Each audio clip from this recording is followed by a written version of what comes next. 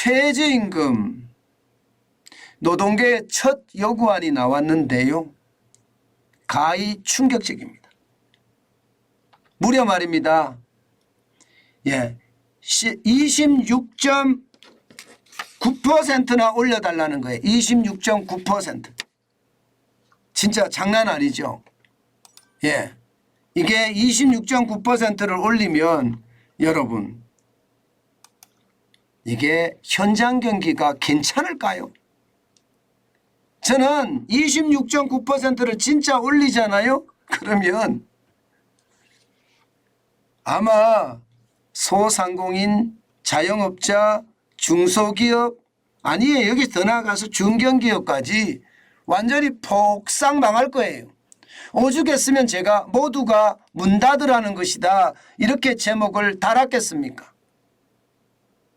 충격적인 숫자라는 거예요. 26.9%를 올려달라. 2018년에 역사상 저는 최고 많이 올렸다고 생각하는데 그때가 16.4% 올렸습니다. 그리고 2019년에 10.9% 올렸습니다. 26.9%는 어느 누구도 올려본 적이 없는 거예요.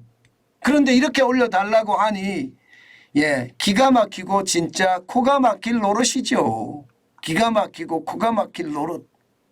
이것을 보면 여러분 진짜 충격적이다 이런 생각을 제가 안 할 수가 없는 거예요. 안 할 수가. 참 미쳤구나. 이제 드디어 미쳤다 이런 생각까지 듭니다. 실제로 한번 추세별로 보실래요? 그럼 여러분 더 놀라실 거예요. 보세요. 지금 2016년부터 보더라도요. 26.9%를 올려달라는 곳은 한 곳도 없습니다. 2018년 그때 저는 미쳤다고 이야기를 했거든요. 문재인 정부가 미쳤다. 16.4%의 금리를 올리고 최저임금을 올리고 어떻게 자영업자가 버티란 말이냐 그랬더니 그 다음에도 10.9%를 올렸어요. 그래 죽어봐라 한 거죠. 실제로 그 때문에 말입니다. 2018년 2019년 진짜 자영업자들이 집단 폐업을 한다고 이야기할 정도로 엄청나게 많이 폐업을 했습니다. 제가 그 당시에 저도 오미래 소고기 국밥이랑 국밥집을 운영을 했었거든요. 그래서 옆집 뒷집 다 확인을 했거든요. 그 정도로 말입니다. 쫄딱 망했습니다.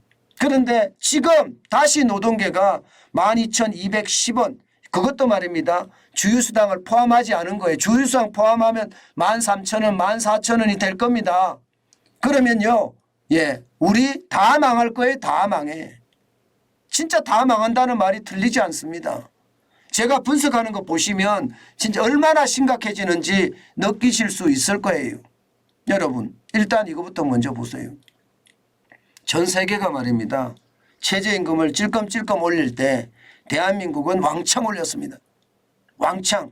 무려 말입니다. 여러분 대한민국은 2022년 기준입니다. 최근 5년간 41.6%를 올렸어요. 다시 말해서 문재인 정부에서 41.6%를 올렸다는 이야기입니다. 5년간이니까. 엄청나게 올렸잖아요. 엄청나게. 안 그래도 자영업자들 또 소상공인들 힘들다 했는데 여기에다가 41.6%를 올리니까 그야말로 폭망했지요. 코로나19의 상황까지 겹치니 지금도 아니 앞으로도 한참 동안은요 자영업자들이 빚에 쪼들려 살 거고요. 빚을 못 갚으면 충격이 될 겁니다. 여러분 미국은 5년 동안 최저임금 하나도 안 올렸습니다. 그 프랑스도 말입니다. 이게 여러분 7.4% 올리는데 그쳤습니다. 그리고 일본은 13.1%, 영국은 26%, 캐나다는 32.1%예요. 그중에 진짜 충격적인 것은요. 중위임금 대비 최저임금 수준입니다. 중위임금. 중위임금이라는 게 뭔가 하면요. 월급을 받는 사람 뭐 100만 원부터 시작을 해서 쭉 나래비를 세워놨을 때 요 가운데 되는 임금을 중위임금이라고 합니다. 근데 저 중위임금 대비 최저임금 수준을 보니까 대한민국은 62.2%로 전 세계 1등입니다. 전 세계 1등. 노조운동을 진짜 잘한 거죠. 뭐 안 주면 부셔버리니까, 안 주면 깨버리니까, 안 주면 폭력을 쓰니까, 게다가 정부도 맞장구를 치면서 잘한다 잘한다 잘한다 했잖아요. 경찰이 아니었다니까요. 경찰이 죄송합니다만은 경찰이 견찰이라고 이야기해. 견찰. 그냥 망 보는 거. 망 보는 거. 경찰은요, 이게 경계해서 사회의 어떤 불안한 그런 상황을 줄여줘야 되는데 그게 아니라 견찰, 개처럼 망만 보고 있다는 거예요. 오죽했으면 그런 말까지 나올 정도였겠습니까? 노동계가 난리를 쳤으니까 올라갔던 거예요. 그 결과들이 어떤지 보실래요? 진짜 여러분 참혹합니다. 진짜 참혹해요. 얼마나 참혹하느냐. 제가 한번 보여드리겠습니다. 얼마나 참혹한지. 당장 이거부터 보시죠. 이게 참혹한 숫자입니다. 이게 참혹한 숫자. 최저임금을 올리니까 이게 자영업자 소상공인들은요, 정규직 직원을 다 자르는 거예요. 다 자르는 거예요. 왜냐하면 본인이 못 버티니까. 그렇게 자르니까 주 36시간 미만 근로자만 엄청나게 늘어납니다. 여러분 보세요. 최저임금이 6,470원일 때 2017년입니다. 441만 3천 명이었던 것이 최저임금이 9,160원이 되니까요. 2022년입니다. 802만 8천 명까지 무려 말입니다. 41.6%. 최저임금이 늘어날 동안 주 36시간 근로자는 81.9%가 늘어났습니다. 쉽게 말하면 2배가 됐다는 거예요. 2배. 엄청나지요. 결국 최저임금 올리니까요. 이게 일자리를 잃는 사람들이 많아지는 거예요. 좋은 일자리가 없어진다는 뜻이에요. 좋은 일자리가 없어지고 주 36시간 미만 근로자들만 엄청나게 많아진다는 뜻입니다. 이게 최저임금의 피해입니다. 왜 이런 지표를 못 보죠? 청맹관인가요? 청맹관이 눈뜨고도 보지 못하는 것을 청맹관이라고 하는데 딱 그 모양새예요. 그 모양새. 오죽했으면 여러분 최저임금을 못 주는 사람들이 이렇게나 많아졌을까요? 2001년에 최저임금을 못 주는 사람이 4.3%였거든요. 그런데 2018년 19년을 거치면서 최저임금을 못 주는 사람이 16.5%까지 늘어났다가요. 지금은 2022년 기준으로 12.7%까지 떨어졌기는 하지만 12.7%도 굉장히 높은 수준이죠. 이게 여러분 최저임금을 못 주는 건 법적 위반이에요. 법률 위반이라도요.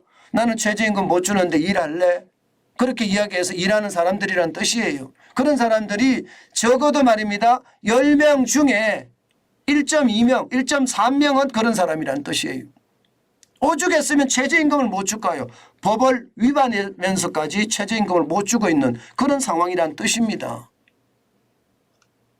이 정도로 말입니다. 최저임금을 올리면 그 폐해가 심각하다는 거예요. 그런데도 불구하고 최저임금을 이렇게까지 올려달라고 이야기하니 이게 이 사람들은 남의 나라 사는 사람들인가 봐요. 대한민국에 살지 않고 남의 나라. 그 대한민국에 살지 않고 남의 나라는 어딘가요? 달나라 사나? 저는 그런 생각이 듭니다.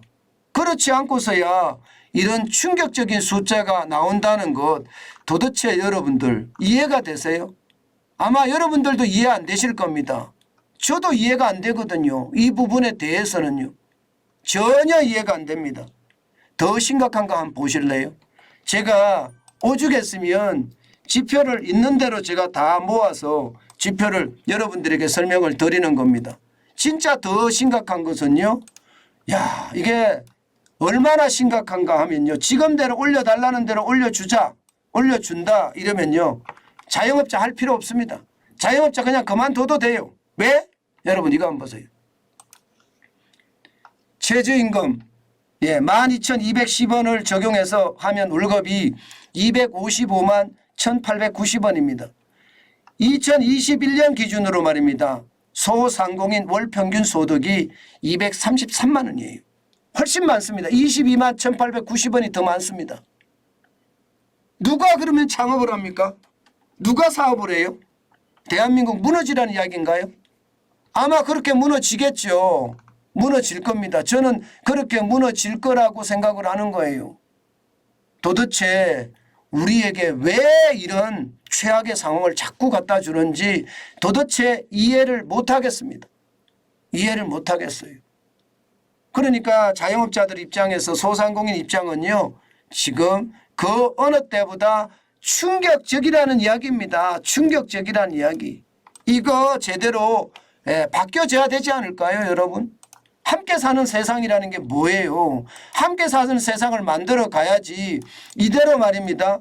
자기들만 살려고 하는 세상을 만들려고 하는 것, 이것은 저는 너무너무 안타까운 충격이라고 생각합니다. 여러분 이거 보세요. 이걸 보시면 이미 말입니다. 이대로 가잖아요.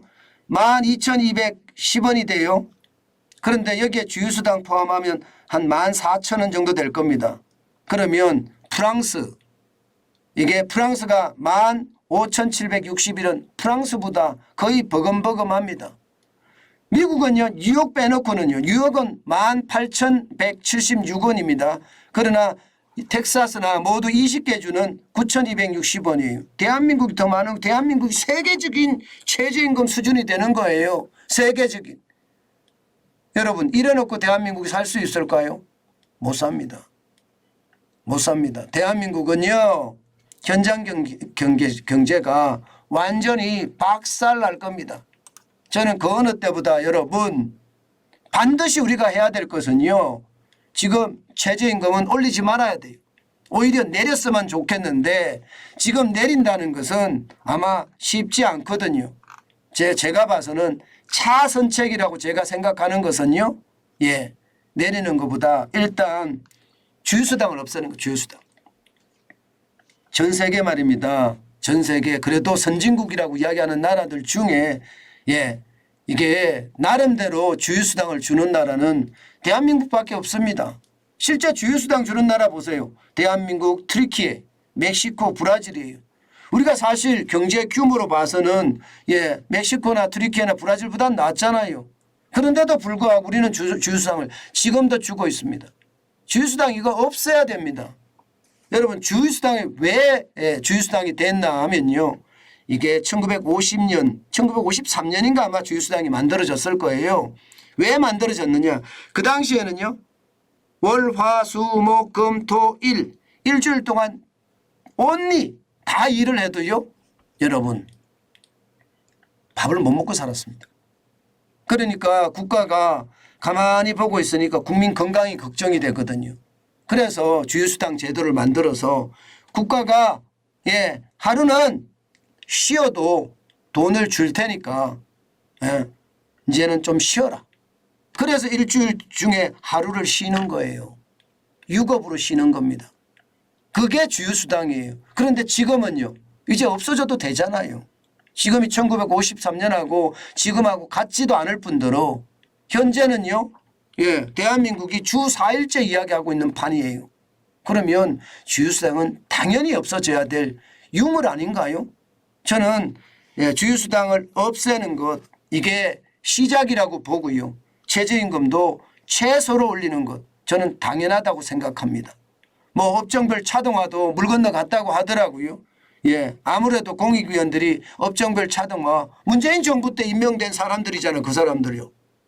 그 사람들 문재인 정부 때 임명된 사람들이에요. 그렇기 때문에 그 사람들의 변화를 얻어내기란 쉽지 않을 거고요. 최소로만 올릴 게 바랄 뿐입니다.